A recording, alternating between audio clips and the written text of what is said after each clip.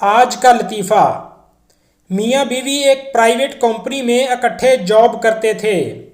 बीवी को कंपनी के काम की खातिर लंदन जाना पड़ा। जब वो लंदन जाने लगी तो उसने शौहर से पूछा कि मैं आपके लिए कौन सा गिफ्ट लाऊं।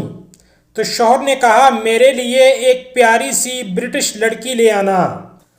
फिर वो लंदन चली जाती है और एक हफ्ते बाद काम ख़त्म करके वापस आ जाती है।